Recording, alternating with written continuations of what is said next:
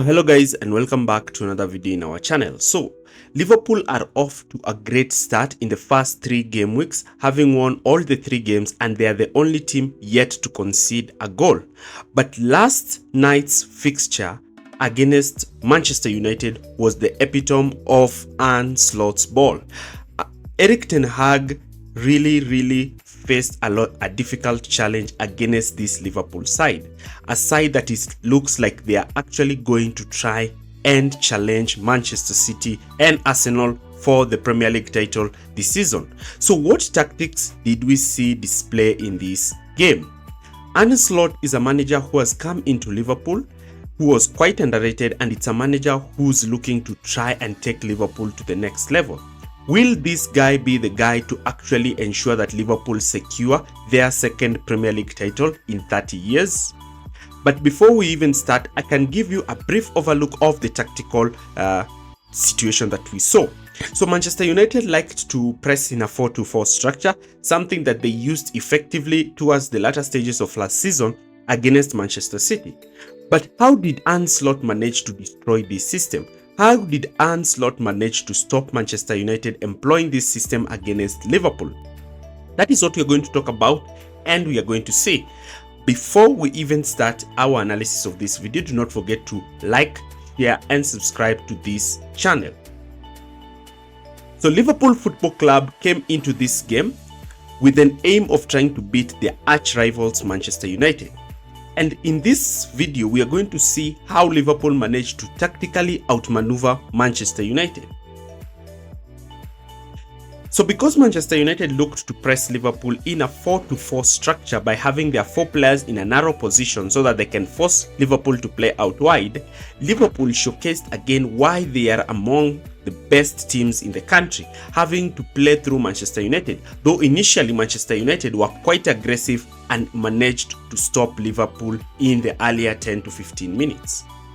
Now, because Manchester United had tried to do an aggressive press against Liverpool by having their front 2 playing quite narrow and their wide players being the ones to engage the wide players in the press, Manchester United tried to force Liverpool towards the touchline. But this was not going to be the case. Because Manchester United decided to use a piston kind of approach by having Zirkzee pressing one centre-back while Marcus Rashford pressing the other and allowing one midfielder who was not quite ball-playing, Gravenberch, a lot of time in the ball. That is why we saw Gravenberch having lots and lots of space with the ball. And this actually created problems for Manchester United because Zirkzee was the one who was supposed to press Alisson as well as cut the passing lane from Virgil van Dijk, who's regarded as Liverpool's best passer in possession when it comes from the centre-backs, and force the ball to Konate. And Konate would immediately look to be pressed by Marcus Rashford.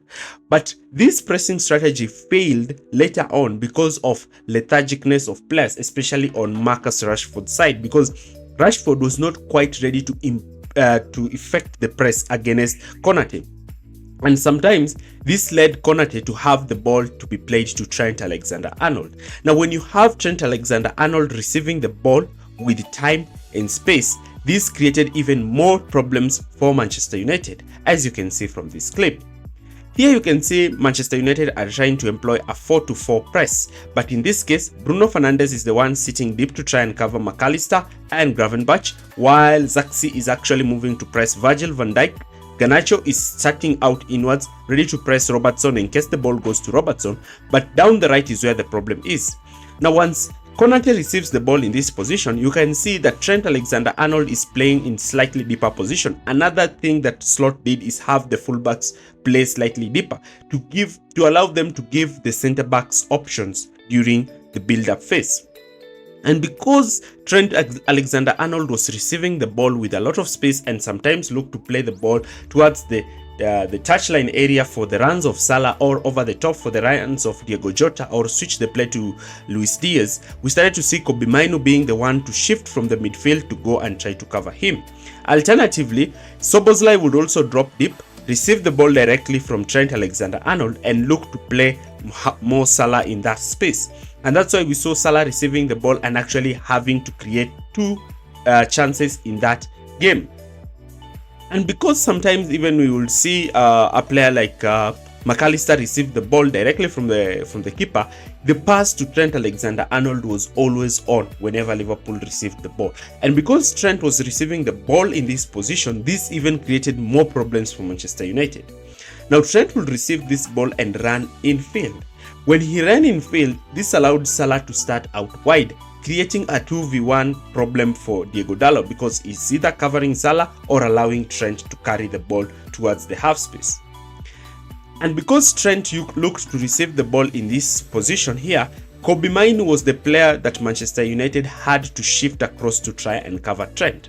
Now this even opened up more problems for Man United because now the midfield was left literally empty. Because the midfield was now absconded, Manchester United had to drop deep and allow Liverpool to progress from the initial phases of play. And again, they still relied upon the 4-2-4 pressing strategy, but Liverpool still managed to know how to beat this strategy that Manchester United were playing with. Because Liverpool were looking to build with a 3-man because they did not want Alisson to be part of the build-up because Manchester United had dropped deep, Manchester United employed that 4-2-4 structure, but now it even moved to a 3 structure with Bruno Fernandes also looking to spring out and cover Virgil van Dijk.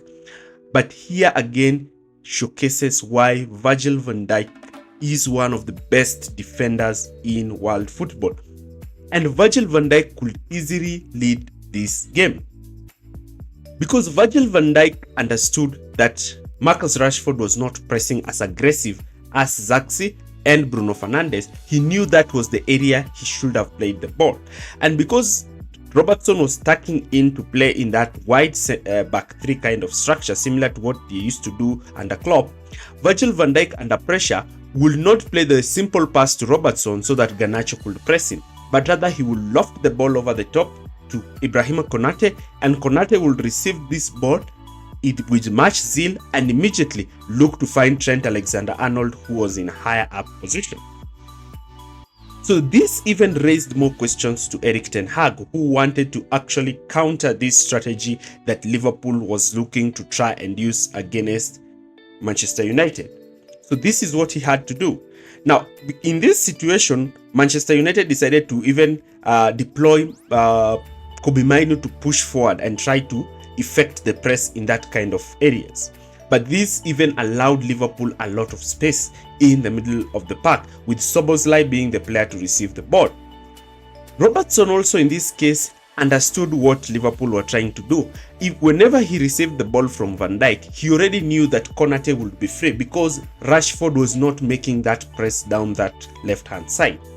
And because Konate will receive the ball in this position, we saw sometimes even Salah moving in field, Trent being the one to hug the touchline, and now Liverpool will create that 3-man overload in the right-hand side, allowing them to drag Manchester United's midfield across. And Konate's ability to also pick Trent Alexander-Arnold, who will play high and wide, will allow Mo Salah to occupy those central positions. And that's why Salah was really devastating when he came into these positions. Now, this even further created a lot of problems for Manchester United, having that this position of Trent actually made Trent score a goal, which was ruled out. But the problem was still there and Ten Hag had to make some adjustments. Alternatively, when Manchester United would sometimes win the ball through Kobbie Mainoo, when Liverpool would attempt to create that wide overload and try to hit Liverpool on the break, Manchester United's overall defensive structure was not well. And even sometimes Bruno would play the ball that was not great.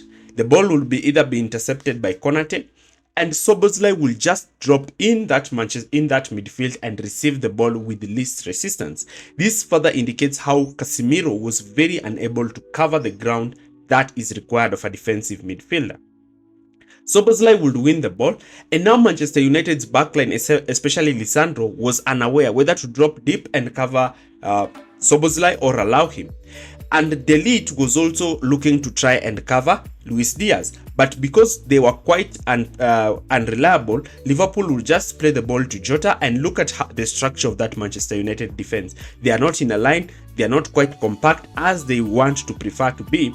And this was a problem for Liverpool, because if Salah would make that run in that half space, Liverpool would have already punished Manchester United in this instant. Again, because Liverpool were creating that midfield overload with Szoboszlai dropping deep and Trent Alexander-Arnold sometimes inverting, we will see even Virgil van Dijk play the ball to McAllister in this midfield position, and this will drag Casemiro again out to try and press him. McAllister in this position would receive the ball, and he would already see Trent Alexander-Arnold in acres of space. Why? Because Rashford was busy trying to cover Konate.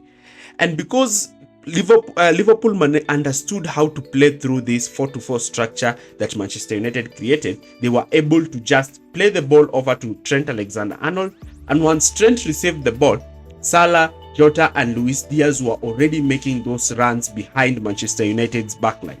And this even created problems, because now Manchester United's backline was exposed with no midfield protection. The same thing was also happening down the left, but in this situation, Luis Diaz was the one who was dropping deep, pulling Matthias de Ligt out of position, leaving a gaping hole in Manchester United's backline. And this really tormented Manchester United in that game. What about Manchester United? What did they do when they had the ball?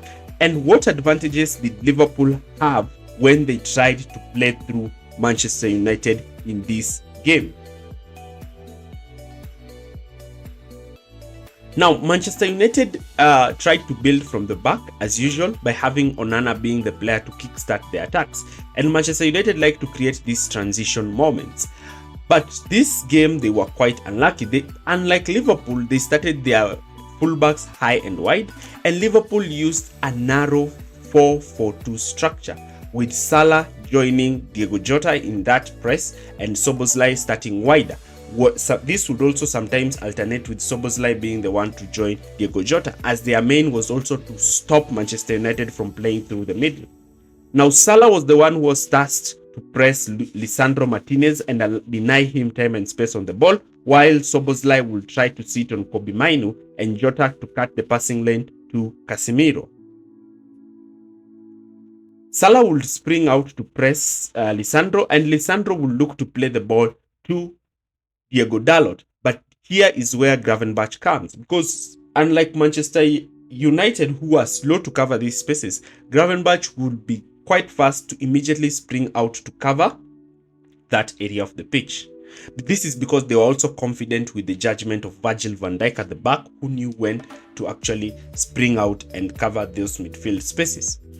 But Manchester United were not looking to play the ball to Dalot, because Dalot was playing with his weak foot, and they tried to play the ball time and time again to Kobbie Mainoo. And this is where Manchester United faced their biggest problem from Liverpool.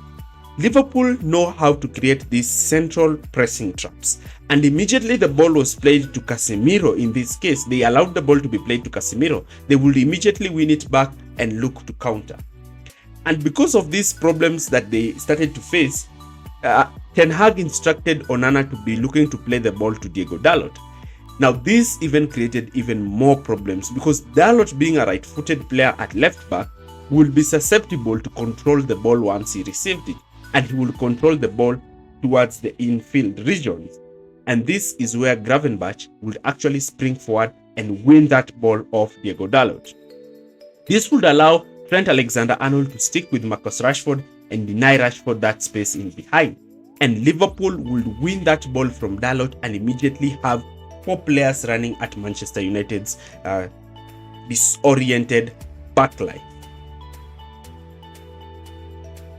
Because of this kind of rapid counter-attacks that Liverpool created when they won the ball, Manchester United started to have that kind of panic when they tried to play through Liverpool, because Liverpool had covered the wide areas and the central areas much more effectively than Manchester United looked to cover it. So even when Onana started to play the ball continuously towards Diego Dalot down the wide areas, Liverpool knew that Gravenberch would cover to try and win that ball, and all central passing lanes will be covered for Diego Dalot, making him to try and play the ball to Rashford, who Trent Alexander-Arnold had actually covered. Liverpool were also quite aggressive against Onana and time and time again, we saw Diego Jota denying him that opportunity to play those balls.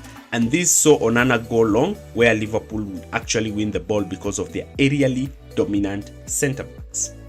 Because of this kind of pseudo structure that was being created, Bruno Fernandes was rendered ineffective because McAllister was covering him. And Manchester United were not able to use the right side because of the position of Luis Diaz, who was looking to cover Mazraoui, and Mazraoui will not be able to receive the ball. So whenever Manchester United tried to play down the left, Liverpool would ensure that they have covered that area, suffocated Manchester United's progression with the ball in that area, win the ball, and immediately look to spring forward. Liverpool were quite advantageous because their players were hardworking and were willing to engage in that heavy donkey work to ensure that they managed to stop Manchester United from playing the way they did. So Erik ten Hag is now coming under questions, having lost 2 of his 3 Premier League games and having an underwhelming opening of the season performance. Questions will continue to be asked about him and whether he is the suitable man for Manchester United in the long-term future. On the other hand, Arne is looking quite well, being Liverpool's first manager, or probably one of the managers who has won his first opening away game against Manchester United. A very huge statement of intent. So we'll be looking more at the tactics that these two managers employed, especially Arne Slot, and thanks for watching.